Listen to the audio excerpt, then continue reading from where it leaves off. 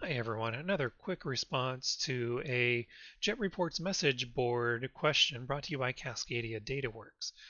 Daryl here is trying to build a report that shows the average balance over the course of 12 months, and he's trying to do it without creating 12 separate GL function formulas in each for each month end, then sum together and then dividing by 12, right? That would get you the average. Well, Daryl, this people have been great. They've been answering the question and giving you good advice, but I want to show you how we might make this a little bit more dynamic, something a little bit better for your solution. So in my solution here, we do have the GL account and we have the rolling 12-month average. And to be honest, underneath the hood, if we look, we can see there's a bunch of hidden columns. I do actually have this built out to say what is the ending balance for each of those months. And then ultimately I'm using Excel's average to determine that average. But what I've also built into this report is the fact that I can run this report, I can specify an end month, and I can actually change, I just want a rolling 6 months. And when I run that report, now what I'll get is a slightly different value because as we look underneath the hood, I'm only looking at a 6 month period instead of a 12-month period. Um, so that's the goal here. I need to update that so it says rolling 6 month average. But yeah, that's the solution we're after. And so I wanted to show you how we might go about doing that. First off, in my options, I've got my two options here for the end month and the rolling count. So that way, when the end user runs this, they get that solution or the report options, that choice to end the month and how many months they want to determine the average for.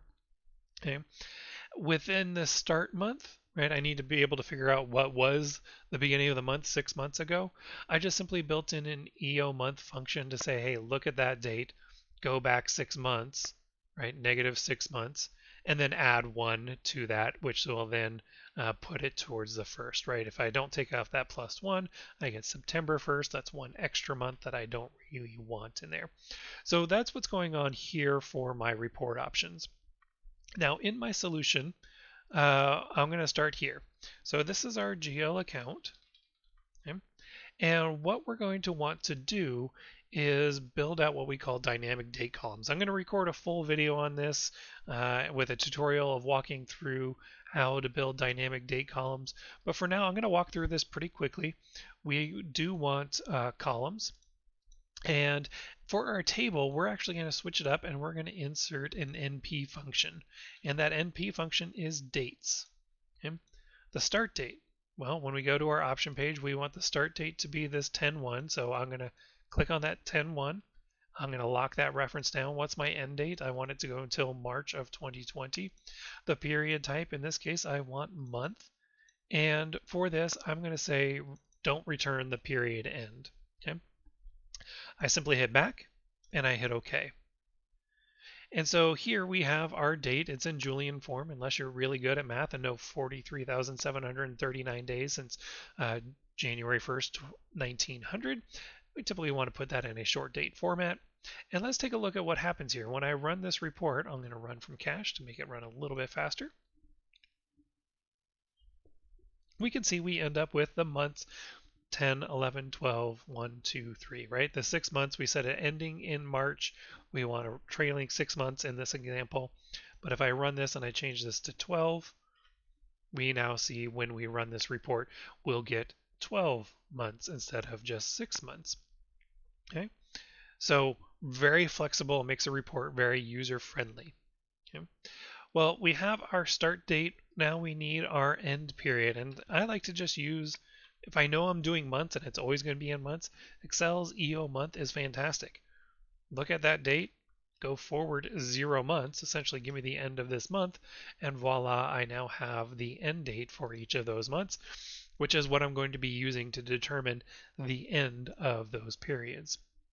Now I like including both start date and end date because this makes it very flexible. If I want to then change this report, use this as a template, and that way I can get the kind of the net change month to month, right? I can do that as well. It gives me the flexibility to do that.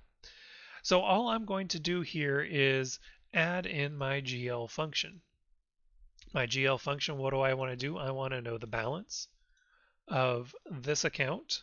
I'll lock that column down. Very important because we're going to be moving to the right, so we want to make sure we never leave column D.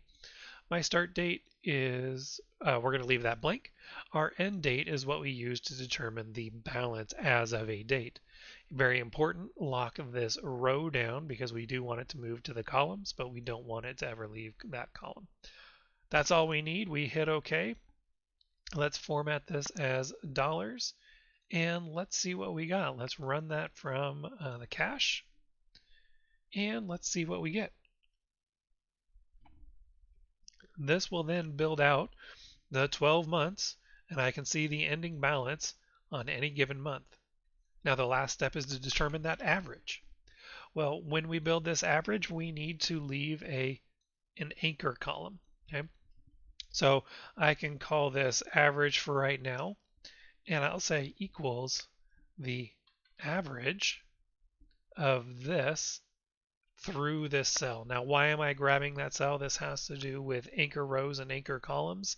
If I just simply select this one value and Jet then creates new columns between E and F, I'm only going to be looking at E. So we need to say through E and F, since F is blank. Ultimately, that will not be counted against the average. And I hit OK. And I go ahead and run this report.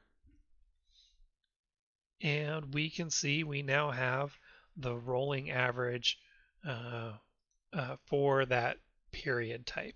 Okay. So little housekeeping I do, I might definitely hide these two columns. I probably would fit this column. And I might change this to be something like average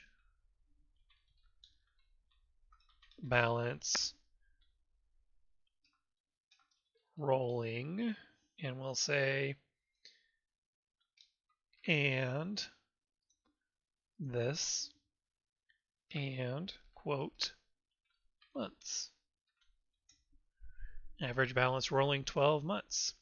And then when I run that report, let's look at it again and we'll see what our text looks like, what our averages look like, what the hide looks like. And we see we now have that value there. Now watch when I change this. This is the beauty of building this dynamically. I can say 6 months, and we'll notice that these values will change because now I'm just considering a 6-month period, and the total of my the column title changes to rolling 6 months. Now there's one other solution that I have out there. It's a little bit more complex, but what if you're after something like this where I want to display the past 6 months and I want to see what the rolling balance average was each of those months? It's a little bit more complex, and if you want the answer to that, you can reach out to us here at Cascadia DataWorks. This is definitely possible, but it takes a lot more explanation, a little bit more time, and I don't want to give away all of my secrets, but you can reach out to our team and we'll be happy to help work with you to build something like this. Hope that helps you, and have yourself a great day.